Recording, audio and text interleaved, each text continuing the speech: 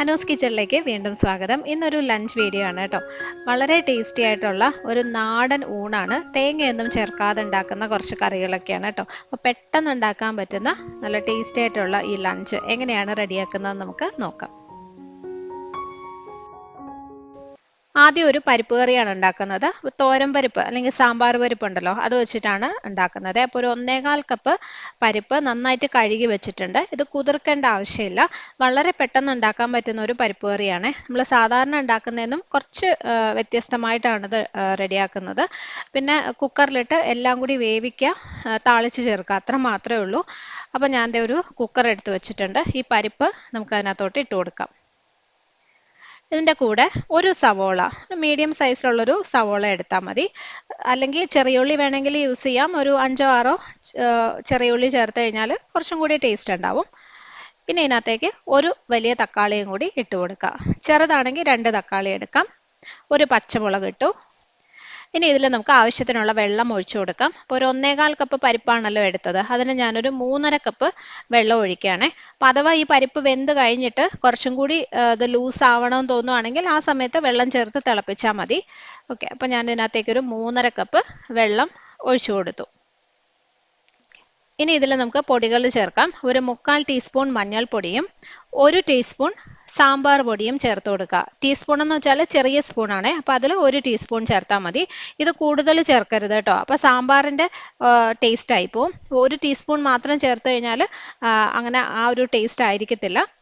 ഒരു ആ തോരൻ ആ ഒരു ചൊവയൊന്നും വരാതെ ഒരു പ്രത്യേക ടേസ്റ്റാണ് കേട്ടോ സാമ്പാർ പൊടി ചേർക്കുമ്പോൾ. ഓക്കെ, പിന്നെ ഇതിനകത്ത് നമ്മളിനി പുളിയൊന്നും ചേർക്കത്തില്ല. ഓക്കെ, അപ്പോൾ ഇതിനകത്തേക്ക് ആവശ്യത്തിനുള്ള ഉപ്പും കൂടി ഇട്ടിട്ട് അടച്ചു വെച്ച് വേവിക്കാം. ആദ്യം ഹൈ ഫ്ലെയിമിൽ ഒരു 2 വിസിൽ വരണം. അത് കഴിഞ്ഞിട്ട് തീ കുറച്ച് ലോ ഫ്ലെയിമിൽ ഒരു 3-4 വിസിൽ അങ്ങ് വേവിച്ചെടുത്താൽ മതി. ഇതെല്ലാം ഈ പരിപ്പും സവോളയും എല്ലാം നന്നായിട്ട് വെന്ത് ഉടഞ്ഞ് വരണം. ഇത് അടച്ചു വയ്ക്കാം. അപ്പോൾ അത് റെഡിയാവുന്ന സമയം കൊണ്ട് നമുക്ക് മെഴുക്കുവരട്ടി ഉണ്ടാക്കാം. പിന്നെ അച്ചിങ്ങാപ്പയറും കായും കൂടി വെച്ചിട്ടുള്ളൊരു മെഴുക്കുവരട്ടിയാണ് ഉണ്ടാക്കുന്നത് കേട്ടോ. അപ്പോൾ ഒരു 1/4 കിലോ അച്ചിങ്ങാപ്പയർ ഒരു പാത്രത്തിൽ ഇട്ടിട്ടുണ്ട്. ഇതിനകത്ത് എണ്ണയൊന്നും ഒഴിച്ചിട്ടില്ല, ജസ്റ്റ് പയറിട്ടു.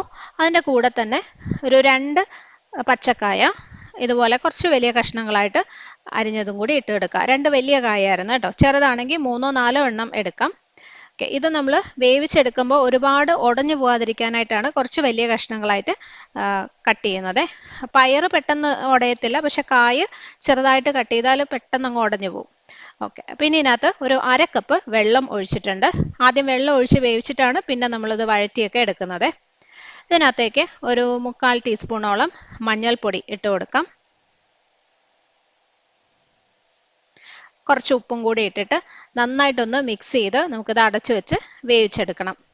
ഒരു 10 മിനിറ്റ് എടുക്കും കായും പയറും കൂടി വെന്ത് വരാനായിട്ട്. ഒരു കാര്യം പ്രത്യേകം ശ്രദ്ധിക്കണം, കായ ഒരുപാട് വെന്ത് അങ്ങ് കുഴഞ്ഞു പോകാൻ പാടില്ല. പാകത്തിനുള്ള വേവായിരിക്കണം. നമുക്ക് കായ അതുപോലെ കഴിക്കാം, ഓരോ കഷ്ണങ്ങളായിട്ട് തന്നെ കഴിക്കാനായിട്ട് കിട്ടുന്ന ഒരു രീതിയിൽ വേണം വേവിച്ചെടുക്കാനായിട്ട്. അപ്പോൾ നമുക്കത് അടച്ചു വെച്ച് കുക്ക് ചെയ്തെടുക്കാം. ഇപ്പോൾ ഒരു 10 മിനിറ്റ് ഒക്കെ ആകുമ്പോൾ തന്നെ പയറും കായും ഇതുപോലെ പാകത്തിന് വെന്തിട്ടുണ്ടാവും. ചിലപ്പോൾ കുറച്ച് വെള്ളം ബാക്കി ഉണ്ടാവും കേട്ടോ. അപ്പോൾ ഇതിനകത്ത് കുറച്ച് വെള്ളമുണ്ട്, ഞാൻ കാണിച്ചു തരാം. നമ്മൾ ഒഴിച്ച വെള്ളവും പിന്നെ കുറച്ച് പയറിന്നൊക്കെ കുറച്ചും കൂടി വെള്ളം വരും. അപ്പോൾ അതുകൊണ്ട് ഇത്രയും വെള്ളം ഇതിനകത്ത് ബാക്കിയുണ്ട്. അപ്പോൾ ഇങ്ങനെയാണെന്നുണ്ടെങ്കിൽ ഇത് ഇനി അടയ്ക്കാതെ ഒരു 2-3 മിനിറ്റ് ഹൈ ഫ്ലെയിമിൽ തന്നെ തുറന്നു വെച്ച് ഈ വെള്ളം ഒന്ന് വറ്റിച്ചെടുത്താൽ മതി. കണ്ടോ, ഇപ്പോൾ വെള്ളം നന്നായിട്ട് വറ്റി ഇതുപോലായിട്ട് വന്നിട്ടുണ്ട്. ഇത്രയും മതി. ഇത് നമുക്ക് സ്റ്റൗ ഓഫ് ചെയ്തിട്ട് മാറ്റി വയ്ക്കാം. ഇനിയാണ് ഇതിനകത്ത് ഉള്ളിയൊക്കെ ചേർത്ത് വഴറ്റി എടുക്കുന്നത്. അടുത്തതായിട്ട് ഒരു പാനിൽ കുറച്ച് എണ്ണ ഒഴിച്ചു കൊടുക്കുക. വെളിച്ചെണ്ണയാണ് ഏറ്റവും നല്ലത്, അല്ല നാടൻ ടേസ്റ്റ് വേണം. എണ്ണ ചൂടാകുമ്പോൾ 1 ടീസ്പൂൺ കടുക് ഇട്ടു. കടുക് പൊട്ടിക്കഴിയുമ്പോൾ അതിനകത്തേക്ക് ഒരു 6-7 അല്ലി വെളുത്തുള്ളി ചതച്ച് ചേർത്തിരിക്കുന്നതാണ് കേട്ടോ, കഷ്ണങ്ങളായിട്ട് മുറിച്ചതല്ല. നല്ലോണം ഒന്ന് ചതച്ചിട്ട് ഇട്ട് കൊടുക്കുക, അതൊരു പ്രത്യേക ടേസ്റ്റാണ് ചതച്ച് ചേർക്കുമ്പോൾ. ഇതിൻ്റെ കൂടെ തന്നെ ഒരു 15-20 ചെറിയ ഉള്ളി കനം കുറച്ച് അരിഞ്ഞതും കൂടി ഇട്ട് കൊടുക്കാം. സവോള ആയാലും മതി, പക്ഷെ ചെറിയ ഉള്ളിയാണ് ഏറ്റവും നല്ലത്. അത് നല്ലതായിട്ട് മൂപ്പിച്ച് ആ കായിൻ്റെയും പയറിൻ്റെയും കൂടെ മിക്സ് ചെയ്തെടുക്കുമ്പോൾ നല്ലൊരു ടേസ്റ്റാണ്. ഇതിനകത്തേക്ക് ഒരു 2 അല്ലെങ്കിൽ 3 ടീസ്പൂൺ വറ്റൽ മുളക് പൊടിച്ചത് അല്ലെങ്കിൽ ചതച്ചതും കൂടി ഇട്ട് കൊടുക്കാം. കുറച്ച് കറിവേപ്പിലയും കൂടി ഇട്ടിട്ട് ഇതെല്ലാം കൂടി നന്നായിട്ട് വഴറ്റി എടുക്കണം. ചെറിയ ഉള്ളി നല്ലോണം ഒന്ന് വാടി ചെറുതായിട്ട് മൊരിഞ്ഞു തുടക്കണം. പിന്നെ നമ്മൾ ചേർത്തിരിക്കുന്ന വെളുത്തുള്ളി ഉണ്ടല്ലോ, അതിൻ്റെ ആ ഒരു പച്ചപ്പ് മാറിയിട്ട് നല്ല മൂത്ത ഒരു മണം വരണം. അതുവരെ ഇത് വഴറ്റിയെടുക്കാം. ഇതിലൊരല്പം ഉപ്പ് ചേർത്ത് കൊടുക്കാവേ. നമ്മൾ കായും പയറും വേവിച്ചപ്പോൾ ആവശ്യത്തിന് ഉപ്പ് ചേർത്തിട്ടുണ്ട്. ജസ്റ്റ് ഉള്ളിയിൽ ഒന്ന് പിടിക്കാൻ വേണ്ടിയിട്ട് മാത്രം 1/4 ടീസ്പൂൺ മുതൽ 1/2 ടീസ്പൂൺ വരെ ആ ഒരു അളവിൽ ഒരല്പം ഉപ്പ് ചേർത്ത് വഴറ്റിയെടുക്കാം. ഇപ്പോൾ കണ്ടോ, ചെറിയ ഉള്ളി നല്ലോണം ഒന്ന് വാടി ചെറുതായിട്ട് മൊരിഞ്ഞു തുടങ്ങിയിട്ടുണ്ട്. അതുപോലെ ആ വെളുത്തുള്ളിയുടെ പച്ചപ്പൊക്കെ മാറി നന്നായിട്ട് മൂത്ത മണവും വരുന്നുണ്ട്. ഇത്രയും മതി. ഈ സമയത്ത് ഇതിനകത്തേക്ക് ഒരു 1/2 ടീസ്പൂൺ കുരുമുളക് പൊടിയും കൂടി ചേർത്ത് കൊടുക്കുക. നമ്മൾ വറ്റൽമുളകും കുരുമുളകും കൂടിയൊക്കെ ചേർക്കുമ്പോൾ ഒരു ഇച്ചിരി എരിവുണ്ടാവും. അത് വേണ്ടെന്നുണ്ടെങ്കിൽ കുരുമുളക് ഒഴിവാക്കിയാൽ മതി. ഇനി നമ്മൾ വേവിച്ച് വെച്ച കായും പയറും ഇതിനകത്തേക്ക് ഇടാം. പച്ചമുളക് ഇതിനകത്ത് ചേർക്കുന്നില്ല കേട്ടോ. എല്ലാം കൂടി നല്ലോണം മിക്സ് ചെയ്ത് എടുക്കാം. ഇത് നമുക്കൊരു 5 മിനിറ്റ് ചെറിയ തീയിലൊന്ന് അടച്ചു വെക്കാം. ഏറ്റവും ചെറിയ തീയിൽ ഇത് ഇങ്ങനെ ഒന്ന് കൂട്ടി ഒന്ന് മൂടി വെച്ചാൽ മതി. ഇപ്പം ചേർത്ത സാധനങ്ങളെല്ലാം കൂടി ഒന്ന് മിക്സായി അതിൻ്റെ ആ ഒരു ടേസ്റ്റൊക്കെ ഒന്ന് വരണം. അതിന് വേണ്ടിയിട്ടാണ്. ഇടയ്ക്കിടയ്ക്ക് ഇളക്കി കൊടുക്കാൻ മറക്കരുത്. ഒട്ടും വെള്ളം ഇല്ലാത്തതുകൊണ്ട് ചിലപ്പോൾ അടിയിൽ പിടിക്കും. അപ്പോൾ ഒരു 5 മിനിറ്റ് ഒക്കെ കഴിഞ്ഞപ്പോൾ നമ്മുടെ കായും പയറും മെഴുക്ക് വരട്ടി ഇവിടെ റെഡി ആയിട്ടുണ്ട്. ഓക്കെ, അപ്പോൾ ഞാൻ സ്റ്റൗ ഓഫ് ചെയ്തു. കണ്ടോ, ഇതുപോലെ കുഴഞ്ഞു പോവാതെ കിട്ടണം കേട്ടോ. ഇനി ലാസ്റ്റ് ഇതിനകത്തേക്ക്, അതായത് സ്റ്റൗ ഓഫ് ചെയ്തതിന് ശേഷം ഒരു ടീസ്പൂൺ പച്ച വെളിച്ചെണ്ണ ഒഴിച്ചു കൊടുക്കുക. അതിൻ്റെ കൂടെ തന്നെ കുറച്ച് കറിവേപ്പിലയും കൂടി ഇങ്ങനെ ഒന്ന് ഇട്ട് കൊടുക്കുക. വീണ്ടും ഇത് നമുക്ക് അടച്ചു വെക്കാം. കഴിക്കുന്ന സമയത്ത് എല്ലാം കൂടി നന്നായിട്ട് മിക്സ് ചെയ്ത് എടുത്താൽ മതി. ലാസ്റ്റ് ആ വെളിച്ചെണ്ണയൊക്കെ ചേർക്കുമ്പോൾ ഒരു പ്രത്യേക ടേസ്റ്റാണ്. അപ്പോൾ നമ്മൾ ആദ്യം കുക്കറിൽ വെച്ച പരിപ്പ് അവിടെ വെന്തിട്ടുണ്ട്. ആ മെഴുക്കുവരട്ടി റെഡിയാക്കി എടുക്കുന്ന സമയം മതി കേട്ടോ. അത്രയും സമയം കൊണ്ട് പരിപ്പ് വെന്ത് കിട്ടും. അപ്പോൾ ഇതുപോലെ നല്ലതായിട്ട് ഉടഞ്ഞു വരണം. ഓക്കെ, ഇനി ഇതിനകത്ത് ഞാൻ കുറച്ച് വെള്ളവും കൂടി ഒഴിച്ചിട്ട് ഒന്നും കൂടി ഒന്ന് ലൂസാക്കുന്നുണ്ട്. കാരണം ഇത് ഇരുന്ന് കഴിയുമ്പം കുറച്ചും കൂടി ഒന്ന് കുറുകി ഒന്ന് കട്ടിയായി വരും. അപ്പോൾ അത് ഒഴിവാക്കാനായിട്ട് കുറച്ചും കൂടി വെള്ളം ഒഴിച്ചു കൊടുക്കുക.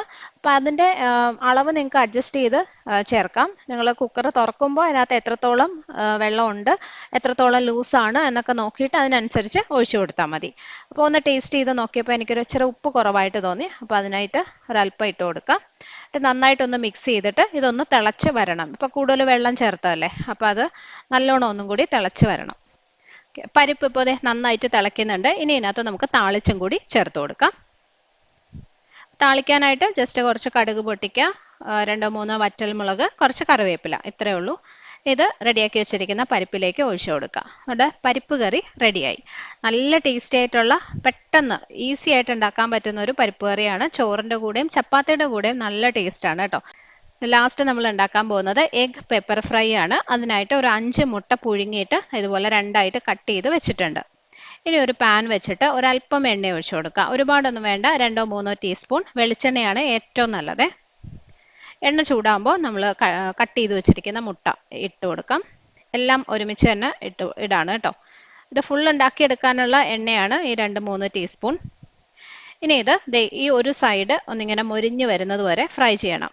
കണ്ടോ, ചെറുതായിട്ടൊരു ബ്രൗൺ കളർ പോലെ വന്നിട്ടില്ലേ, അതുവരെ ആ ഒരു സൈഡ് ഫ്രൈ ചെയ്തിട്ട് ഒന്ന് തിരിച്ചിട്ട് കൊടുക്കാം. ഇനി ഈ ഓരോ പീസിൻ്റെ മുകളിലോട്ട് ആദ്യം കുറച്ച് ഉപ്പിങ്ങനെ ഇട്ട് കൊടുക്കാം. ഒത്തിരി വേണ്ട, ജസ്റ്റ് ഒരു 2-3 നുള്ള ഉപ്പിടാം. അതിനുശേഷം കുറച്ച് കുരുമുളക് പൊടി. ഓക്കെ, കുരുമുളക് പൊടിയുടെയൊക്കെ അളവ് നിങ്ങളുടെ ഇഷ്ടം പോലെ ചേർക്കാം കേട്ടോ. പിന്നെ ഇത് കുറച്ചും കൂടി നല്ല സ്പൈസി ആയിട്ട് വേണമെന്നുണ്ടെങ്കിൽ മുളക് പൊടിയും ചേർക്കാം, അല്ലെങ്കിൽ കുരുമുളക് പൊടിയുടെ അളവ് കൂടുതൽ ചേർക്കാം. അതൊക്കെ നിങ്ങൾക്ക് അഡ്ജസ്റ്റ് ചെയ്ത് ചെയ്യാൻ പറ്റും. എങ്ങനെയായാലും നല്ല ടേസ്റ്റി ആയിട്ടുള്ളൊരു ഫ്രൈ ആണ്. അപ്പം ഞാൻ ജസ്റ്റ് ഉപ്പും കുറച്ച് കുരുമുളക് പൊടിയും മാത്രമാണ് ചേർക്കുന്നത്. ഇനി ഇത് വീണ്ടും നമ്മൾ ഒന്നും കൂടി ഒന്ന് തിരിച്ചിടുകയാണ്. അപ്പോൾ ഉപ്പും കുരുമുളക് പൊടിയും ചേർത്തിട്ട് വീണ്ടും എണ്ണയിൽ ഒന്ന് ഫ്രൈ ചെയ്തെടുക്കുമ്പോൾ നല്ലൊരു ടേസ്റ്റാണ്. കൂടുതൽ എണ്ണയൊന്നും ഒഴിക്കണ്ട, ഇത്രയും എണ്ണയിൽ തന്നെ ഫ്രൈ ചെയ്യാം. വീണ്ടും ഒരു 1-2 മിനിറ്റ് ചെറിയ തീയിലിട്ട് ഒന്ന് ഫ്രൈ ചെയ്തെടുക്കുമ്പോൾ എഗ് പെപ്പർ ഫ്രൈ റെഡിയായി. അപ്പോൾ അതേ കറികളെല്ലാം റെഡിയായി കഴിഞ്ഞു. ഇനി നമുക്ക് ഊണ് വിളമ്പാം.